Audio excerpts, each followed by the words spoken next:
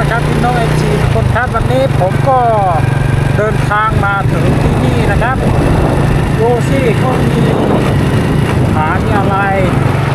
นี่นะฮะสวยๆอ่ะนี่คือผาที่สวยมากๆเลยนะครับผมเดินทางด้วยมอเตอร์ไซค์นะไปคนเดียวด้วยนะอากาศก็ค่อนข้างที่จะหนาวมากๆเลยถึงแดดจะร้อนก็ตามนะอากาศก็ยังเย็นหนาวอยู่นะครับนะเพราะว่าที่นี่ก็คือที่แดดหนาวนะที่ข้างหลังผมที่สักหลังเนี่ยก็มีผาอะไรอย่างสวยงามเลยนะครับนะนี่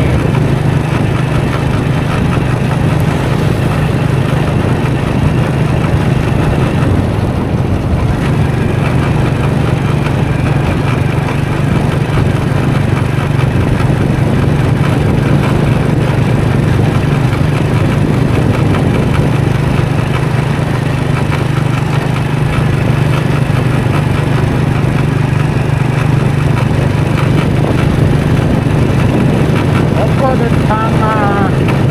ไกลแล้วนะครับมา2 ชั่วโมงแล้วนะ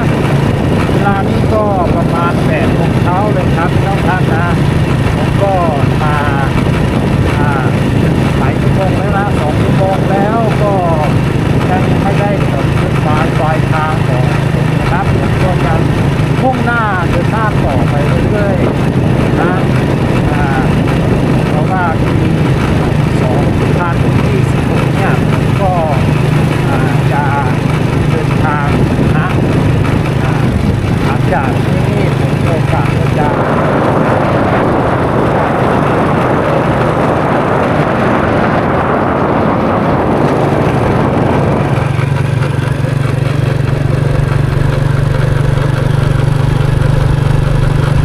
นี่คือผานะ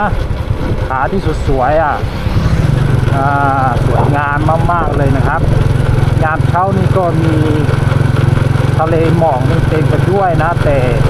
มันก็8 โมงแล้วทะเลหมอกนี่ก็หายหมดนะดูสิไม่ธรรมดาเลยอ่ะ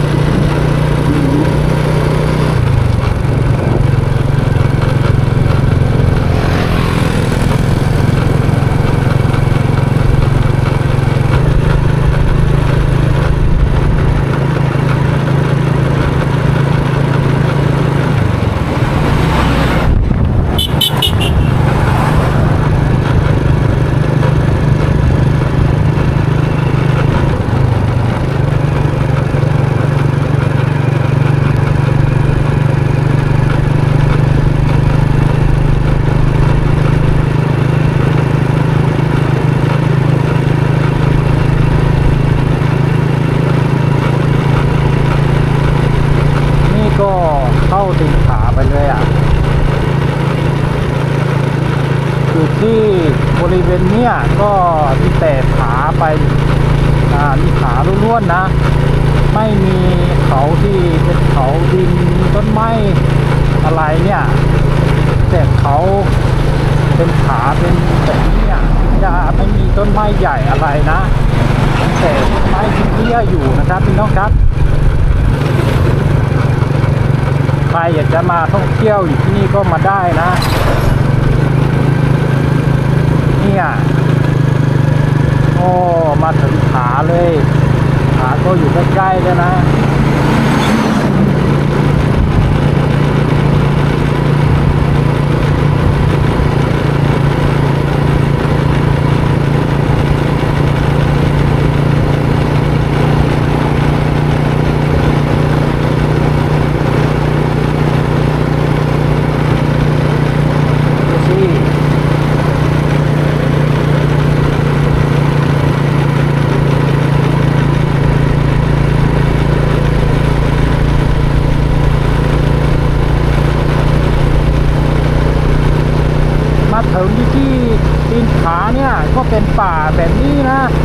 อากาศก็เย็นมากๆเลยนะ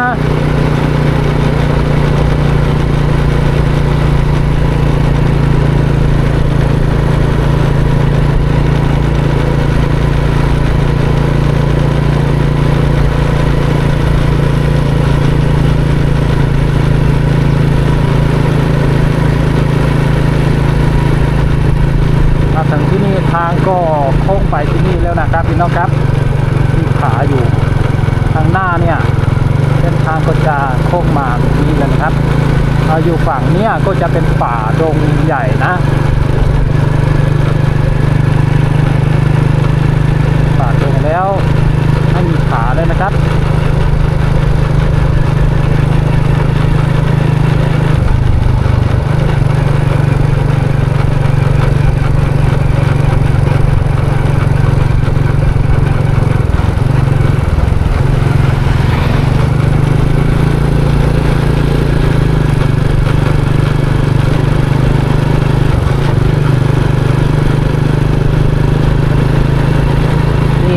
มาเจอผาอีกเลยนะ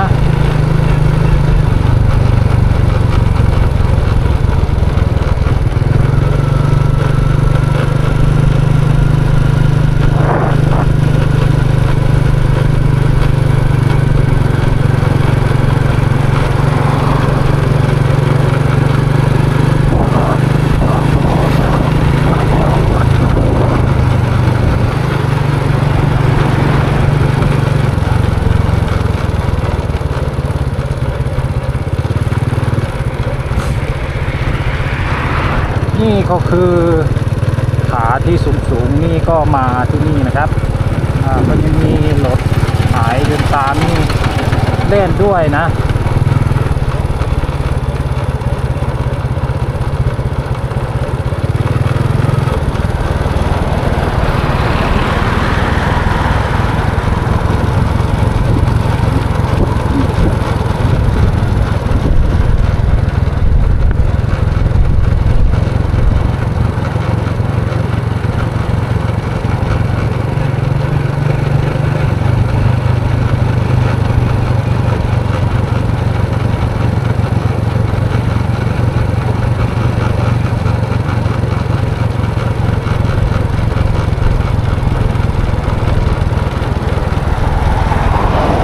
นี่ขานี่ไปก็ไม่รู้จากที่สิ้นสุดนะครับไปเรื่อยๆนะ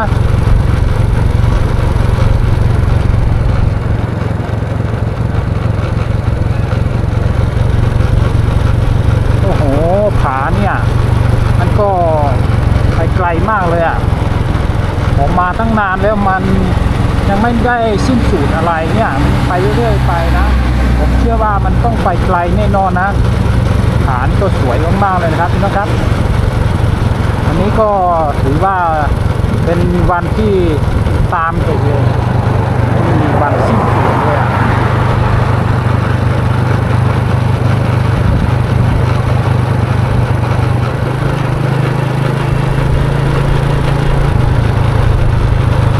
โอเคก็มาถึงทุ่งนาที่เขาก็น่าจะกำลังบุกเบิกปลูกพืชผักอะไรนี่นะหน้าผานี่ก็สวยงามมากๆแล้วก็สวยมากเลยอ่ะก็เป็นเนื้อหินที่แข็งๆนะดูแล้วก็น่าจะเป็นอย่างนั้นนะครับพี่นะครับ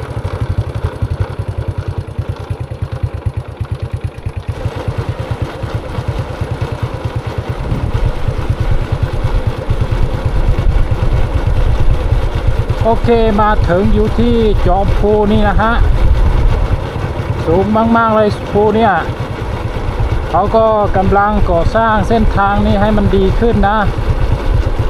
ดูสิรถไมโครก็กำลังก่อสร้างเส้นทางเนี่ย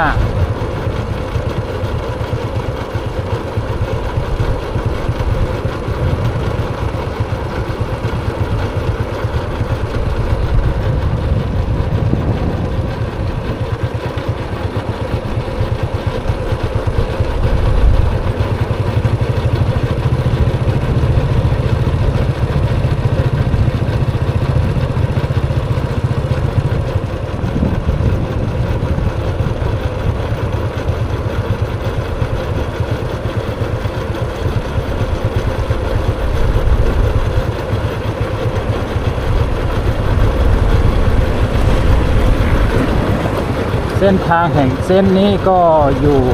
ระหว่างการก่อสร้างนะมีบางจุดบางตอนนี่ก็ก่อสร้างไปสำเร็จไปเรียบร้อยเลยนะครับ